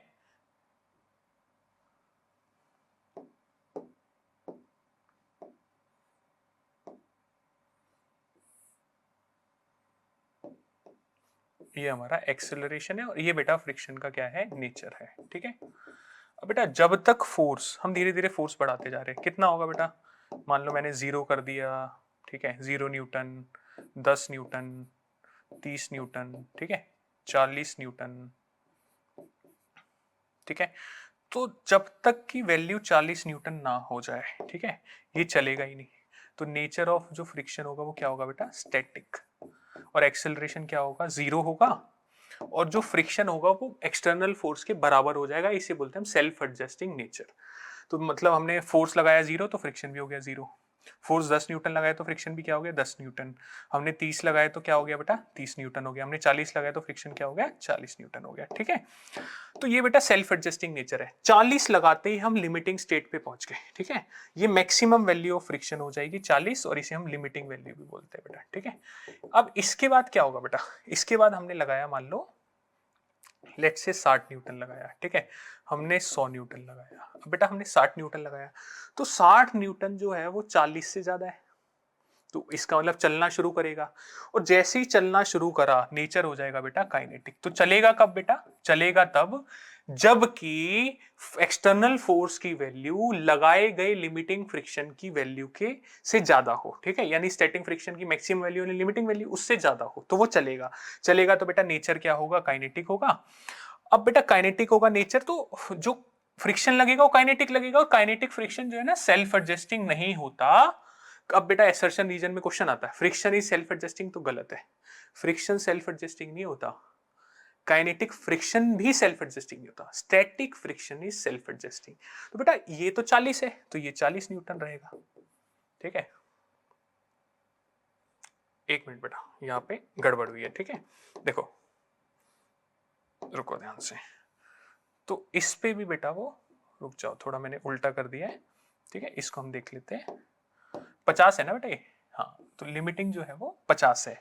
तो बेटा 50 पे भी वो क्या रहेगा, 50 पे भी वो नहीं चलेगा, 50 वैल्यू है लिमिटिंग की, ठीक है। तो ये सारा का सारा वो क्या होगा बेटा, स्टैटिक ही रहेगा, ठीक है। और जो 50 वाली वैल्यू होगी होगी वो स्टैटिक, बट उसको हम लिमिटिंग फ्रिक्शन बोलते हैं, ठीक है। अब जैसे ही बेटा मैंने 60 लगाया, ठीक है, और जैसे ही मैंने 100 लगाया, तो ये तो 50 से ज्यादा है ना। तो जैसे ये 50 से ज्यादा है तो हमने क्या देखा, हमने देखा यार 50 से तो ज्यादा है, तो यानी लिमिटिंग फ्रिक्शन की तो चलेगा। और चलते ही बेटा काइनेटिक फ्रिक्शन हो जाएगा 40, ठीक है। काइनेटिक फ्रिक्शन कम होता है। अब ये 40 हो गया, यहाँ पे भी 40 होगा। और बेटा अब जो फ्रिक्शन आएगा वो कौन सा होगा, काइनेटिक। अगर इस केस में मैं एक्सेलरेशन निकालना चाहूँ, एक्सेलरेशन क्या होगा बेटा, 60 माइनस फ्रिक्शन हो गया 40 बाय मास ऑफ बॉडी हो गया 10। तो बेटा 60 minus 40 20 bye 10 2 metre per second square. तो यहाँ पे आंसर क्या आ जाएगा बेटा, एक्सेलरेशन का 2 मीटर पर सेकंड स्क्वायर। इसमें भी जीरो होगा, इसमें भी, सब में जीरो होगा, बाकी सब में जो स्टैटिक है, ठीक है, 2 मीटर पर सेकंड स्क्वायर। अब बेटा इसमें क्या होगा बेटा, इस केस में एक्सेलरेशन क्या होगा, इसमें एक्सेलरेशन होगा बेटा 100 माइनस 40 डिवाइडेड बाय 10 यानी कि 6 मीटर पर सेकेंड स्क्वायर, ठीक है। 6 मीटर पर सेकेंड स्क्वायर हो गया, और 6 मीटर पर सेकेंड स्क्वायर का एक्सेलरेशन आ गया बेटा हमारे पास, ठीक है। तो ये काइनेटिक होगा। अगर हम इसका ग्राफ प्लॉट करें बेटा, ठीक है, ध्यान से देखते हैं। देखो यहां पे मैंने बनाया बेटा फ्रिक्शन, ठीक है, यहाँ पे मैंने बनाया बेटा एक्सटर्नल फोर्स, ठीक है। अब बेटा जैसे जैसे मैं फ्रिक्शन बढ़ाता रहूंगा, एक्सटर्नल फोर्स बढ़ाता रहूंगा, फ्रिक्शन भी बढ़ता रहेगा। कब तक, जब तक कि लिमिटिंग वैल्यू तक ना पहुंच जाए। और ये कौन सी वैल्यू होगी बेटा, म्यू एस एन, ठीक है। अब यहां तक पहुंच गया ये, ठीक है। अब बेटा और ये एंगल क्या होगा बेटा, 45 डिग्री होगा, क्योंकि y इक्वल टू एक्स की लाइन है, बिल्कुल दोनों बराबर है, 1 1 2 2 3 3, मतलब जितना ही फ्रिक्शन होगा उतना ही, जितना ही एक्सटर्नल फोर्स होगा उतना ही फ्रिक्शन देगा। बेटा जैसे ही मेरा एक्सटर्नल फोर्स इस वैल्यू, जो लिमिटिंग फ्रिक्शन की वैल्यू को पार करेगा, जैसे ही पार करेगा बेटा फ्रिक्शन कम हो जाएगा और कांस्टेंट हो जाएगा। और ये कितना हो जाएगा बेटा, ये हो जाएगा काइनेटिक फ्रिक्शन। और इसकी वैल्यू क्या होती है बेटा, म्यू के इंटू एन। तो ये चीज हमें ध्यान रखनी है बेटा। क्लियर है सबको। अब इसी में हम बेटा थोड़ा सा इंक्लाइन प्लेन के बारे में बात करते हैं बेटा। देखो इंक्लाइन प्लेन, ठीक है, यहां पे बेटा हमें पता है कि इंक्लाइन प्लेन के अंदर जो हमारा नॉर्मल है वो क्या होगा बेटा, एम जी कॉस थीटा, ठीक है, और ये एम जी साइन थीटा। और जो हमारा फ्रिक्शन लगेगा वो क्या लगेगा बेटा, वो फ्रिक्शन लगेगा पीछे की तरफ, ठीक है। अब बेटा फ्रिक्शन की मैक्सिमम वैल्यू क्या हो सकती है, वो तो हमें पता है बेटा, म्यू एस इंटू एन, यानी कि mu s m g cos theta. तो बेटा फ्रिक्शन मैक्सिमम इतना लग सकता है अगर मान लो किसी एंगल की रेंज के लिए एम जी साइन थीटा बड़ा हो या बराबर हो, ठीक है, बड़ा हो या बराबर हो, ठीक है। बड़ा बराबर भी चलो छोड़ देते हैं, हम बोलते हैं कि एम जी साइन थीटा जो है सफिशिएंट नहीं है उसके फ्रिक्शन को ओवरकम करने के लिए, तो ब्लॉक स्टेशनरी रहेगा। तो m g sine theta is less than equal to mu s m g cos theta. तो बेटा एक्सेलरेशन क्या रहेगा, जीरो रहेगा, ब्लॉक चलेगा ही नहीं, ठीक है, क्योंकि ब्लॉक को चलाने के लिए हमें फ्रिक्शन को ओवरकम करना है। तो m g sine theta friction को ओवरकम तो नहीं कर पा रहा, तो ब्लॉक नहीं चलेगा, एक्सेलरेशन जीरो होगा। और फ्रिक्शन कौन से नेचर का होगा बेटा, फ्रिक्शन विल बी स्टैटिक, ठीक है। और इस एंगल को जिसपे वो मैक्सिमम एंगल जिसपे बराबर हो जाता है, जिसके बाद ब्लॉक चलना शुरू कर देता है, ठीक है, उसे हम बोलते हैं बेटा एंगल ऑफ रिपोज। एमजी ने एमजी को काट दिया बेटा, तो म्यू एस क्या हो जाएगा बेटा, टेन थीटा। तो जैसे ही इस थीटा इससे ज्यादा होगा, एंगल ऑफ रिपोज से ज्यादा होगा, तो कोई भी ब्लॉक रखा होगा वो चलना शुरू कर देगा, उससे पहले वो चलना शुरू नहीं करेगा। जैसे बेटा हम क्या करते हैं, किसी ब्लॉक को रखते हैं इंक्लाइन प्लेन पे, उसका एंगल बढ़ाते रहते बढ़ाते, तो एक एंगल आता है जिसपे एम जी साइन थीटा और फ्रिक्शनल फोर्स की मैक्सिमम वैल्यू बैलेंस हो जाती है, उससे और एंगल बढ़ाते हैं तो बेटा तब वो चलना शुरू हो जाता है, ठीक है, क्योंकि साइन थीटा तो बढ़ रहा है थीटा के साथ और वो चलना शुरू होता है। और बेटा उस एंगल को, लिमिटिंग एंगल को, जिसके जस्ट बाद एंगल बढ़ाने पे वो चलना शुरू होता है, उसे बोलते हैं एंगल ऑफ रिपोज। अब उससे नीचे वो बिल्कुल नहीं चलेगा, और बिल्कुल नहीं चलेगा तो फ्रिक्शन स्टैटिक नेचर का होगा। फ्रिक्शन की वैल्यू क्या होगी, तुम कहोगे सर फ्रिक्शन तो स्टैटिक नेचर का है, तो फ्रिक्शन की वैल्यू एक्सटर्नल फोर्स की वैल्यू के बराबर होगी। यानी अगर एंगल ऑफ रिपोज से कम है तो फ्रिक्शन की value m g sine theta के बराबर ही हो जाएगी, ठीक है बेटा, ध्यान रखना इस चीज को। अब बेटा अगर मान लो थीटा जो है, मान लो किसी सरफेस के लिए, जैसे मान लेते हैं हम लोग लेट्स से हाइपोथेटिकल केस ले रहा हूं बेटा, मान लो म्यू लिया है हमने √3 म्यू एस, ठीक है। तो थीटा रिपोज क्या होगा, tan theta of repose is equal to mu s. तो टेन थीटा रिपोज क्या होगा बेटा, √3, ठीक है। तो थीटा आर क्या होगा बेटा, 60 डिग्री होगा, ठीक है। तो रिपोज का एंगल होगा 60, यानी इस इंक्लाइन प्लेन पे मास से मतलब नहीं है बेटा, इस थीटा से पहले वो चलेगा ही नहीं, बिल्कुल भी नहीं चलेगा, ठीक है। 59 पे भी नहीं चलेगा, 60 के बाद चलेगा, ठीक है। अब बेटा इसे ही एंगल ऑफ रिपोज बोलते हैं। तो अगर theta for this incline plane,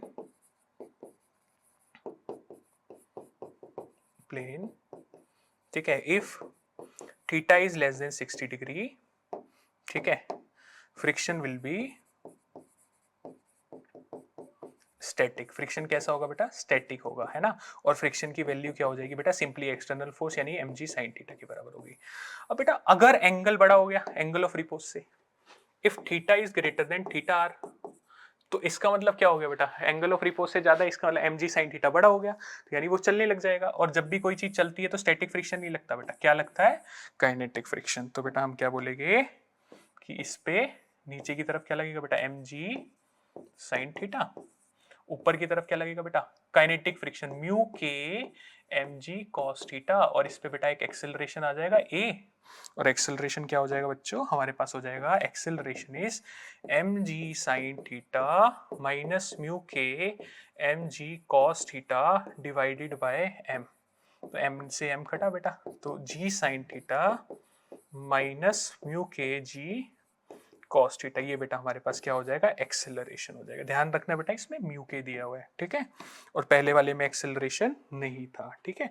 अब बेटा क्या होता है, कभी कभी ना हम किसी फ्रिक्शन वाली सरफेस पे, ठीक है, जैसे एक ब्लॉक है, उसको हमने किसी फ्रिक्शन वाली सरफेस पे क्या करा बेटा, प्रोजेक्ट कर दिया किसी वेलोसिटी से, लेट से u नॉट वेलोसिटी दे दी या u दे दी, ठीक है। अब यहाँ पे फ्रिक्शन है, म्यू एस और म्यू के दिया हुआ है, ठीक है। अब वेलोसिटी दे दी तो रिलेटिव मोशन होगा बेटा, यहाँ पे ऑलरेडी हमने कुछ इंपल्स लगा के वेलोसिटी दी, तो इस पे एक बेटा पीछे की तरफ फ्रिक्शनल फोर्स लगेगा जो कि काइनेटिक फ्रिक्शन होगा, और वो कितना होगा बेटा, म्यू के एम जी।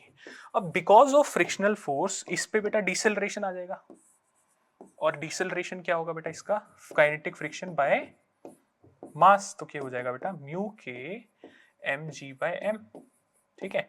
एम से एम कटा बेटा, क्या आ जाएगा हमारे पास, म्यू के इंटू जी, ये हमारा एक्सेलरेशन है। तो अब मान लो तुम्हारे से क्या क्या सवाल पूछ सकते हैं बेटा, क्योंकि इसका डिसेलरेशन है, कुछ टाइम के बाद ये क्या हो जाएगा बेटा, रुक जाएगा, ठीक है। अब कितने टाइम के बाद रुक जाएगा, टी नॉट बताना है, कितना डिस्टेंस चल के रुकेगा, ठीक है, एस बताना है। तो अब हमें क्या करना है बेटा, पहले अब मान लो time v equal to u plus a t, तो v जीरो बेटा, u कितना, u ही दिया है, प्लस एक्सेलरेशन नेगेटिव है, ऑपोजिट दिशा में है, तो हम माइनस म्यू के जी लिखेंगे। तो टाइम हम निकाल लेंगे बेटा यहाँ से, u बाय म्यू के जी, ये हमारे पास टाइम है। इतने टाइम के बाद वो ब्लॉक जो है रुक जाएगा, ठीक है। नीट में ऐसे क्वेश्चन आते हैं और आएंगे और आते रहे हैं, ठीक है बेटा। अब बेटा हमसे पूछे कितनी देर बाद रुकेगा, पहली चीज तो उसने ये पूछ ली, ठीक है। दूसरी चीज बोले कितना डिस्टेंस, तो हम बोलेंगे बेटा v square minus u square equal to 2as। तो v कितना है बेटा, 0 है, माइनस यू स्क्वायर, 2 एक्सेलरेशन क्या होगा बेटा, माइनस म्यू के g इंटू एस, तो s आ जाएगा बेटा हमारे पास यू स्क्वायर बाय 2 म्यू के इंटू जी, ये हमारा आंसर है बेटा। ये रिजल्ट हमें याद भी रखने हैं, ठीक है। चलो बेटा कुछ क्वेश्चंस करते हैं। Smooth block is released at rest on a 45 degree incline plane and then slide से डिस्टेंस t, ठीक है बेटा।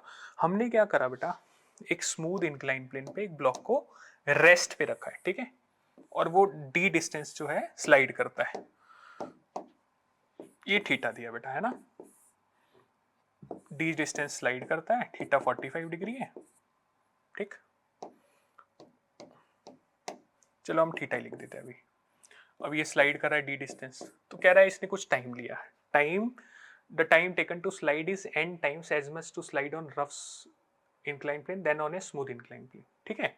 और कुछ ऐसा दिया है कि टाइम जो है, the time taken to slide is n times as much to slide on rough incline plane then on smooth incline plane, ठीक है। स्मूथ पे कम टाइम लगेगा और उस पे ज्यादा लगेगा, तो बेटा n टाइम्स ज्यादा लग रहा है, ठीक है। अब हमने क्या बोला बेटा, इसमें एक्सेलरेशन कितना होगा, जी साइन थीटा, तो टाइम कितना लगेगा बेटा, टाइम हो जाएगा s is equal to, u तो जीरो था तो हाफ ए टी स्क्वायर कर देते हैं बेटा, ठीक है, डी डिस्टेंस ट्रेवल करा इसने, हाफ ए कितना है बेटा, ए हमारा जी साइन थीटा है और टी स्क्वायर, सही है, यहाँ से हमारे पास टी वन स्क्वायर बोल देते हैं इसे, ठीक है। अच्छा अब बोल रहा है भाई रफ वाले में कितना टाइम लगेगा, रफ में एक्सेलरेशन क्या होगा बेटा, ठीक है, ये हो जाएगा जी sine theta minus mu k g cos theta, ठीक है, अभी देखा था बेटा हमने, तो टाइम कितना लगेगा सेम डिस्टेंस ट्रेवल करने के लिए, 1d is equal to half a rough into t का स्क्वायर, ठीक है, इसको मैं T2 बोल देता हूँ बेटा, ठीक है, रफ में ज्यादा टाइम लगा, T2 जो लगा वो n टाइम्स T1 है, ठीक है बेटा। अब हमने क्या किया, तो T2 स्क्वायर जो हो जाएगा वो n स्क्वायर T1 स्क्वायर हो जाएगा, ठीक है। अब डिस्टेंस सेम है, अब मैं क्या करूं बेटा, दोनों को इक्वेट कर देता हूं मैं, T2 स्क्वायर यहां से क्या आ जाएगा बेटा, 2d बाय ए रफ, ठीक है, T2 आ गया 2d बाय ए रफ का, ठीक है, ए रफ आ गया n स्क्वायर, T1 स्क्वायर क्या आ गया बेटा हमारे पास, 2d bye g sine theta, ठीक है। अब बेटा जो कट सकता है उसको काट देते हैं, उड़ा देते हैं, ठीक है। अब ए रफ को क्या लिखेंगे बेटा, 1 by g sine theta minus mu k g cos theta is equal to n square by g sine theta, ठीक है बेटा। अब मैं एन स्क्वायर को इधर ले आता हूं, इसको उधर ले जाता हूं, g sine theta minus mu k g cos theta by g sine theta, तो बेटा जी साइन थीटा इसके नीचे गया तो 1 माइनस जी से जी कटा म्यू के, और ये हो जाएगा बेटा कॉट थीटा, ठीक है, 1 बाय एन स्क्वायर। तो हम क्या लिखेंगे बेटा, थीटा को डालते 45 डिग्री, थीटा को 45 डिग्री डालते बेटा कॉट थीटा क्या हो जाएगा बेटा, कॉट 45 और टेन 45 वन ही होते हैं बेटा, तो हो जाएगा 1 bye mu k 1 minus is equal to 1 by n square, तो मेरे पास म्यू क्या आ जाएगा बेटा 1 माइनस 1 बाय एन स्क्वायर, तो ये बेटा हमारा आंसर है, म्यू क्या आ गया हमारे पास 1 माइनस 1 बाय एन स्क्वायर। बहुत बढ़िया सवाल था बेटा, ठीक है, चलो आगे चले, देखते हैं बेटा, देखो इस system consist of 3 masses m1 m2 m3 connected by a string passing over a pulley p, the mass m1 hangs freely and m2 and m3 are on a rough horizontal table, okay, ठीक है, the pulley is frictionless end of negligible mass, the downward acceleration of m1 is, बेटा हमें acceleration निकालना है, बस यहाँ पे क्या है m1 m2 m3 जो है वो m के बराबर दिया और यहाँ पे फ्रिक्शन है, ठीक है, तो बेटा वही हम अपना जो तरीका हमने यूज करना है वही करेंगे, इसको m बोल देता हूँ मैं, इसको भी m बोल देता हूँ बेटा, है ना, इसको भी m बोल देता हूँ, पूरे सिस्टम का एक्सेलरेशन क्या होगा बेटा, सेम होगा, ठीक है, ये भी a है, ये भी a है, ये भी क्या है बेटा a, बस अब फर्क क्या होगा बेटा, क्योंकि ये मूव कर रहे हैं, ठीक है, कोफिशिएंट ऑफ फ्रिक्शन दिया। अब बेटा हमें स्टैटिक और काइनेटिक तो अलग अलग से बोला नहीं, तो जब ऐसा नहीं बोला जाता तो काइनेटिक और स्टैटिक हम सेम ही मानते हैं, ठीक है। बेटा इस पे क्या लगेगा, पीछे की तरफ एक फ्रिक्शन लगेगा म्यू एम जी, इधर भी क्या लगेगा बेटा फ्रिक्शन म्यू एम जी, ठीक है, और नीचे क्या लगेगा बेटा एम जी, पूरे पूरे को हम एक ही सिस्टम मानते हैं, क्योंकि तीनों ब्लॉक को एक ही सिस्टम मानते हैं बेटा, एक ही एक्सेलरेशन से चल रहे हैं, तो एक्सेलरेशन कैसे लिखेंगे बेटा हम, m g minus mu m g, ठीक है, प्लस म्यू एम जी, क्योंकि बेटा दोनों मिलके अपोज कर रहे हैं ना, और total mass being pulled m m और एम 3m, बेटा हम क्या करेंगे m g minus 2 mu m g by 3m, तो बेटा मेरे ख्याल से आंसर आ जाएगा m से m कटेगा, ठीक है, g बाहर आ जाएगा 1 माइनस 2 म्यू बाय 3, ये हमारा आंसर है बेटा, ठीक है, क्लियर है बेटा, आगे चलते हैं। अच्छा वेरी गुड क्वेश्चन बेटा देखो अब स्यूडो फोर्स जो है उसका यूज करेंगे हम, स्यूडो फोर्स, ठीक है बेटा, स्यूडो फोर्स हम कब लेते हैं, देखो जैसे एक लिफ्ट वाला क्वेश्चन हमने करा था, तो लिफ्ट में मान लो एक ब्लॉक है, ठीक है, सही है, अब इसका एक्सेलरेशन जो है ऊपर की तरफ है, ठीक, एलिवेटर का, ठीक है। अब इस प्रॉब्लम को अगर हम ग्राउंड से सॉल्व करें, ग्राउंड फ्रेम से, तो टेंशन ऊपर, mg नीचे, तो हम बोलेंगे tension minus mg is equal to ma। इसका एक्सेलरेशन किस तरफ है, ग्राउंड से देखने पे ऊपर की तरफ है, ठीक है। बट बेटा अगर हम यहाँ आ जाए, ठीक है, तो हमें तो पता ही नहीं, हमें तो इसका एक्सेलरेशन दिखेगा नहीं, क्योंकि मान लो हम किसी इस रूम में बैठे, क्लासरूम के अंदर बैठे हैं और एक ब्लॉक जो है वो लटका हुआ है, ठीक है। अब हम तो क्लास में बैठे हैं, पूरी क्लास ऊपर जा रही है, हमें तो ब्लॉक जाता हुआ नजर नहीं आएगा। तो न्यूटन का लॉ जो है एक्सेलरेटेड फ्रेम में वैलिड नहीं होता। तो जो समझदार लोग हैं उन्होंने बोला कि अगर आप एक्सेलरेटेड फ्रेम में भी न्यूटन का लॉ लगाना चाहते हैं तो आप एक स्यूडो फोर्स ऐड कर दो, बस काम हो जाएगा, ठीक है। अब ऐसा क्यों होता है बेटा, कई बार प्रॉब्लम्स जो होता है वो आसान कर देता है, ठीक है। स्यूडो फोर्स हमारा, हमने कहा भाई टेंशन ऊपर लग रही है, और mg अभी देखो एक्सेलरेशन तो है बट हमें दिख नहीं रहा, और इक्वेशन जो है न्यूटन की वैलिड नहीं है, न्यूटन का जो लॉ है वो वैलिड नहीं है यहाँ पे। तो हमने क्या किया बेटा, इसको सही करने के लिए हमने कहा कि एक्सेलरेशन ऑफ द फ्रेम, क्योंकि हम कहा है बेटा लिफ्ट में, और लिफ्ट का एक्सेलरेशन क्या है, a ऊपर है, तो हम उसकी ऑपोजिट डायरेक्शन में ऑब्जेक्ट के ऊपर मास ऑफ ऑब्जेक्ट और एक्सेलरेशन ऑफ फ्रेम के ऑपोजिट डायरेक्शन में हम एक फोर्स लगा देंगे जिसको हम बोलेंगे बेटा स्यूडो फोर्स। ये कौन सा फोर्स है बेटा, स्यूडो फोर्स। इसलिए झूठा फोर्स बोलते हैं इसको, असली में एग्जिस्ट नहीं करता। इसका काम होता है हमें एनेबल करना, हमें एनेबल करना ताकि हम किसी non inertial frame of reference में न्यूटन के लॉज लगा सके, ठीक है। और कई बार हमें जरूरत पड़ती है फिजिक्स में। तो बेटा अब हम क्या बोलेंगे बेटा, एक्सेलरेशन जीरो है तो टी किसके बराबर है, m a plus m g. Acceleration zero क्यों है, क्योंकि बेटा हम लिफ्ट के अंदर बैठे हैं, ठीक है, और लिफ्ट के अंदर बैठेगी तो हमें क्या नजर आएगा, एक्सेलरेशन जीरो, ठीक है बेटा। अब जैसे ये क्वेश्चन करते हैं, a block of mass is contact with the cart C, very good problem, ठीक है। तो coefficient of static friction between the block and cart is mu, the acceleration alpha of the cart that will prevent the block from falling satisfies. बेटा आपने कभी ऐसे किया है, जब मैं छोटा था तो मैं पेपर लगा देता था यहाँ पे और भागता था तो वो पेपर गिरता नहीं था, तो काइंड ऑफ वैसी ही प्रॉब्लम है। बेटा हम सबसे पहले क्या करते हैं, इस ब्लॉक का फ्री बॉडी डायग्राम बनाते हैं, ठीक है, सही है। और बेटा यहाँ पे नॉर्मल लगा, ठीक है। अगर हम यहाँ कार्ड पे बैठ जाए तो बेटा हमें इस पे स्यूडो लगाना पड़ेगा पीछे की तरफ, m इंटू अल्फा, ठीक है। और बेटा ये ब्लॉक पे क्या लगेगा, mg। अब क्योंकि फ्रिक्शन है, फ्रिक्शन इसको प्रिवेंट करने की कोशिश करेगा। तो फ्रिक्शन, अब हमें क्या बोला इसने कि अल्फा बताओ कि ब्लॉक गिरे ना, फ्रिक्शन की मैक्सिमम वैल्यू क्या होगी बेटा, mu into m into alpha. अब n क्या है बेटा, m अल्फा है, ठीक है। तो अगर फ्रिक्शन की वैल्यू mg से ज्यादा हुई या बराबर हुई तो बेटा नहीं गिरेगा ये, तो m से m कटा तो अल्फा क्या होगा बेटा, greater than g by mu हो जाएगा, ठीक है। तो अगर इससे ज्यादा हुई तो नहीं गिरेगा, वरना ये चीन टपाक डमडम गिर जाएगा। बोलो बेटा क्लियर है, type clear in the chat box. आगे चलते हैं हम लोग बेटा। देखो, a block B is pushed momentarily along a horizontal surface with initial velocity v, okay, if mu is the coefficient of sliding friction, sliding बेटा kinetic friction ही होता है, between B and the surface, block B will come to rest after a time। अब हमें बोला है कितने time के बाद रेस्ट पे आ जाएगा बेटा, u की जगह हमें v दिया है, अभी निकाला था हमने, ठीक है। तो टाइम क्या होता है बेटा, u बाय म्यू जी, बस, तो v by mu g, answer आ गया हमारे पास। चीन टपाक डमडम अभी हमने करा था बेटा, है ना, तो हमारा आंसर आ गया। कहाँ किया था अभी दिखाता हूँ मैं तुम लोगों को, चीन टपाक डमडम कहाँ गया बेटा, ये रहा देखो, है ना, u बाय म्यू के जी, और वो क्या होगा, u square by 2 mu k जी, ठीक है। चले आगे बेटा, चलो देखते हैं। On the horizontal surface of A truck, very good problem बेटा, वेरी गुड प्रॉब्लम, ठीक है। On the horizontal surface of A truck, A block of mass m 1 kg इस प्लेस म्यू इक्वल टू 0.6, ठीक है बेटा। एक सरफेस है, truck है, ठीक है, इसकी सरफेस पे हमने एक ब्लॉक रखा, ठीक है। अब ये 1 kg का ब्लॉक है बेटा, नीचे 10 न्यूटन, ऊपर नॉर्मल, और म्यू दिया हुआ है हमें 0.6। तो मैक्सिमम वैल्यू क्या हो जाएगी बेटा, फ्रिक्शन की लिमिटिंग वैल्यू हो जाएगी 0.6 इंटू 10, तो कितनी होगी बेटा, 6 न्यूटन होगी, सही है, बिल्कुल सही है। बोल रहा है बेटा truck is moving with an acceleration of 5 metre per second square. बेटा ट्रक मूव कर रहा है, ठीक है।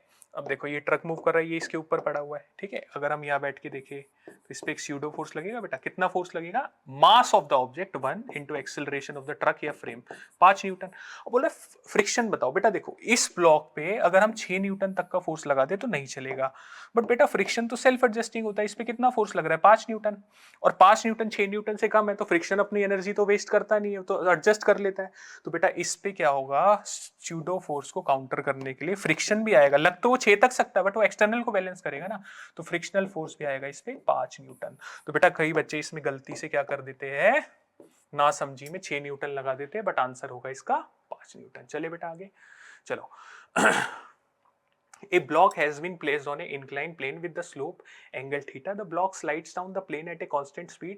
The coefficient of kinetic friction is equal to। बेटा देखो सबसे बड़ी बात क्या है, इसने बोला कि कांस्टेंट स्पीड से जा रहा है, किससे जा रहा है, कांस्टेंट स्पीड। अगर कांस्टेंट स्पीड से कोई ब्लॉक जा रहा है तो क्या होगा बेटा, कांस्टेंट स्पीड से अगर जाएगा तो फोर्सेस बैलेंस हो गए। अब कौन सा कांस्टेंट स्पीड से जा रहा है तो कौन क्या लग रहा होगा बेटा, काइनेटिक फ्रिक्शन लग रहा होगा पीछे की तरफ, कितना, mu k m g cos theta, और नीचे की तरफ क्या लग रहा होगा बेटा यहाँ पे एम जी साइन थीटा। और अगर कांस्टेंट स्पीड से जा रहा है तो बेटा फोर्सेस क्या रहेंगे, बैलेंस रहेंगे, न्यूटन्स फर्स्ट लॉ। तो m g sine theta is equal to mu k m g cos theta. तो हम लोग क्या लिखेंगे बेटा कि हमारा जो काइनेटिक फ्रिक्शन की वैल्यू है वो हो जाएगी बेटा टेन थीटा के बराबर। खत्म बेटा कहानी, काइनेटिक फ्रिक्शन हो जाएगा हमारा टेन थीटा। ध्यान रखना बेटा, ओह सॉरी दिस वन। ठीक है बेटा आगे चले, देखो consider a car moving along a straight horizontal road with speed of 72 kilometre per hour if the coefficient of static friction between the tyres and the road is 0.5। ठीक है, mu S कितना दिया बेटा हमें, 0.5। ठीक है सही है बेटा। अब क्या बोल रहा है बेटा, ये बोला है in which the car can be stop shortest distance. ठीक है, अब बेटा एक चीज देखते हैं, हमें ना स्टैटिक जो है वो दिया है, काइनेटिक नहीं दिया, तो हम ये मान के करते हैं। ठीक है, या यहाँ पे होना चाहिए था कि यहाँ पे हमारा काइनेटिक आएगा, या हम ये मान के करते हैं कि यहाँ पे जो फ्रिक्शनल फोर्सेस है वो क्या है बेटा हमारे, मतलब जो काइनेटिक फ्रिक्शन का कोएफिशिएंट है वो स्टैटिक के बराबर है। ठीक है, अब बेटा इसकी वेलोसिटी क्या है बेटा, 72 किलोमीटर पर आवर। ठीक है, और इसको पहले मीटर पर सेकंड में चेंज करते हैं बेटा, तो मीटर पर सेकंड में चेंज करेगी तो 72 इंटू 5/18, तो 420 मीटर्स पर सेकंड आएगा। ठीक है बेटा, हमें क्या बताना है, डिस्टेंस बताना है, तो डिस्टेंस क्या हो जाएगा हमारे पास, डिस्टेंस हो जाएगा बेटा v स्क्वायर। ठीक है, बाय क्या था बेटा, v स्क्वायर बाय 2। ठीक है, म्यू के बेटा हम क्या लिखेंगे, 1/2 ही लिखेंगे इंटू जी। ठीक है 10, तो ये हमारा आंसर हो गया बेटा 400/10, तो कितना हो गया बेटा 40 मीटर आंसर है। तो 40 मीटर बाद ये होगा हमारा, रुक जाएगा बेटा। ठीक है चलो आगे चले बेटा। A heavy uniform chain lies on a horizontal table top if the coefficient of friction between the chain and the table surface is 0.25। Okay, then the maximum fraction of the length of the chain that can hang over one of the edge of the table. ठीक है, देखते हैं बेटा, देखो बेटा एक chain है, ठीक है, ये ऐसे पड़ी है। ठीक है, अब मान लो बेटा कुछ हिस्सा इसका जो है वो लटका हुआ है, एक्स है ये लेंथ है बेटा इसकी एल, तो जो लटका हुआ हिस्सा है एम एक्स, उसका मास क्या होगा बेटा, तो हम क्या बोलेंगे m/l इंटू एक्स, मास पर यूनिट लेंथ इंटू उसकी लेंथ, तो उसका वेट कितना होगा बेटा, जो लटका हुआ हिस्सा है ना उसका वेट हो जाएगा mx/l इंटू जी। ठीक है, ये हो जाएगा बेटा। जो यहाँ पे हिस्सा पड़ा हुआ है इस टेबल के ऊपर, ठीक है, इस पे फ्रिक्शन लग रहा होगा, नॉर्मल है, इसका नॉर्मल कितना होगा, पहले तो हम इसका वेट निकालते हैं बेटा, है ना, क्या होगा ये L पूरी लेंथ है तो ये L माइनस एक्स होगा। ठीक है, ध्यान रखना हमें पूरी लेंथ जो है L है, मास हमने M माना है। ठीक है, अब बेटा इसका जो वेट होगा वो होगा m/l इंटू इसकी लेंथ L माइनस एक्स। ठीक है, अब इस पे फ्रिक्शनल फोर्स कितना लग रहा होगा बेटा, जो mu m/l L minus x, ये फ्रिक्शनल फोर्स लग रहा है। अब इस पूरे फ्रिक्शनल फोर्स ने इसके वेट को संभाल रखा है। ठीक है, तो हम क्या बोलेंगे बेटा, जो लटका हुआ वेट है उसको फ्रिक्शनल फोर्स ने बैलेंस कर रखा है, और फ्रिक्शनल फोर्स कितना है हमारे पास, m/l, ये g लगा देते हैं बेटा, म्यू m/l इंटू जी। ठीक है, तो m/l into x is equal to mu m by l minus x into g. ठीक है, ये हमारे पास हो गया बेटा। अब क्या करेंगे, m ने l को काट दिया। ठीक है, यहाँ पे g भी आएगा, g ने भी g को काट दिया। ठीक है, तो x mu l minus x. ठीक है, अब बेटा हमें क्या बताना है, म्यू दिया है हमें, x is equal to mu दिया है 1/4 l माइनस एक्स। ठीक है, तो हमारे पास क्या आएगा बेटा, 4x is equal to l minus x. तो 5x क्या हो जाएगा बेटा l के बराबर, तो x बाय l हो जाएगा 1/5। अब 100 से मल्टीप्लाई कर देते हैं बेटा इसको, तो क्या आ जाएगा, कितना चैन जो है हमारी जो है लटकी रहेगी, तो आंसर आएगा बेटा 20%। तो कितनी चैन जो है हमारी लटकी रहेगी, 20% चैन हमारी मैक्सिमम लटक सकती है। तब तक उसका जो टेबल पे रखी चैन है उसका फ्रिक्शनल फोर्स क्या करता रहेगा बेटा, उसके वेट को संभाल लेगा। आई होप बेटा आपने जो आज फ्रिक्शन के क्वेश्चन करे, लॉज ऑफ मोशन के क्वेश्चंस करे, उससे आपको बहुत क्लैरिटी मिली होगी। कोई भी डाउट होता है तो बेटा कमेंट बॉक्स में डालें, और हम आशा करते हैं कि आपको ये जो सीरीज है नीट एक्सप्रेस की बहुत हेल्प करेगी। जय फिजिक्स जय वीएमसी।